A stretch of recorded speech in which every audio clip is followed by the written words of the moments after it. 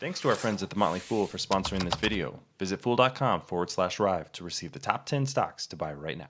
One of the strengths that Rivian has over its competitors is its balance sheet. The company still has about $12 billion in cash on the balance sheet.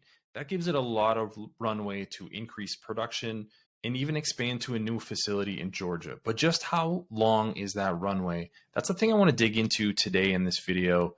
My name is Travis William. Thank you for watching Rive Investing. Please subscribe here on YouTube for all my coverage on disruptive companies like Rivian. And if you're interested in stocks like this, consider subscribing to Asymmetric Investing. I'll put a link to that in the show notes. There's a lot of great content there on companies that have tremendous potential long term. I want to start with the company's recent press release for what production is going to look like in 2023. This was the early April release on what production looked like in the first quarter. Produced 9,400 vehicles and then delivered almost 8,000 of those in the quarter. That was about flat quarter over quarter, but kept this number right here, 50,000 annual unit production. They almost hit the 25,000 unit production in 2022 that they were shooting for, but this was relatively low from expectations from investors, and I think of a lot of observers who were looking for more like 75 or maybe even 100,000 units of production in 2023. That obviously wasn't going to happen.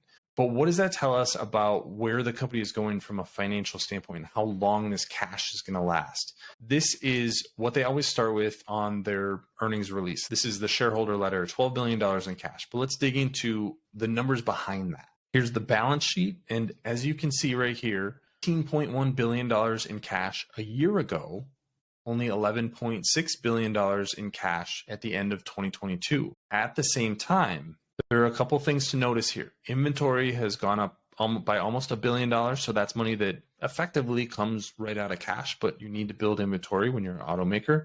We also saw a big increase in payables, and there is that $1.2 billion in long-term debt on the balance sheet. So you can see that the balance sheet is getting significantly worse very, very quickly. There's just no way around that. $12 billion is a lot of money, but it's not going to last forever in the auto business. Where's the money going? This is where we go down to the consolidated statement of cash flows. And this is the 12-month period on the right here for 2022. This is the most important period. That loss was $6.8 billion.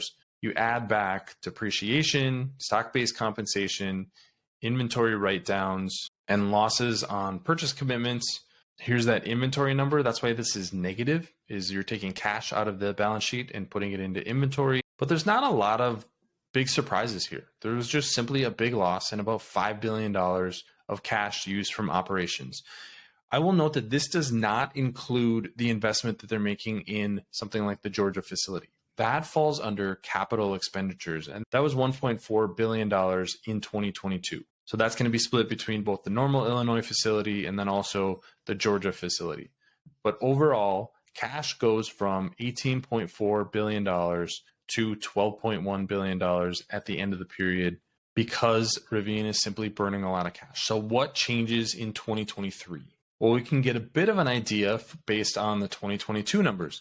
If production is going to about double to 50,000 vehicles, we can expect revenue to about double at the same time. This revenue we see here is about $69,000 per vehicle. That seems about right for where Rivian's able to sell their trucks and SUVs. And then cost of revenue is going to go up. Gross profit is probably going to continue being negative and may even grow in 2023 because they're not profitable for each vehicle.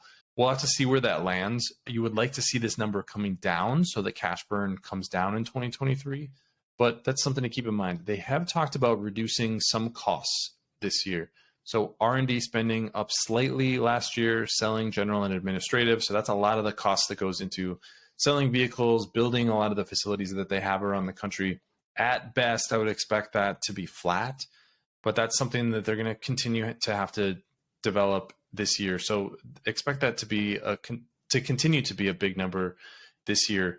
The bottom line is that cash burn of about $6 billion in 2022 is probably not going to get a lot better in 2023. That means that Rivian only has about 2 years of runway of cash. They need to increase production really rapidly and reduce the cost of each vehicle that they're selling extremely quickly to be able to cover those operating expenses and cover the investment that they're going to be making is going to be ramping up in Georgia. That's, I think, the biggest worry. The balance sheet has obviously been a source of strength for Rivian since it went public. It really went public at the right time, was able to raise a lot of money at a very high valuation.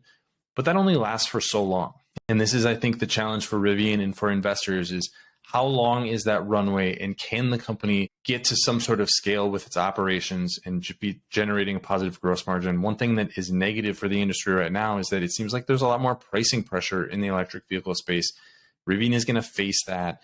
They're no longer disclosing what their reservation numbers are, but it seems like reservations are falling across the board for a lot of competitors. So that's likely happening at Rivian too.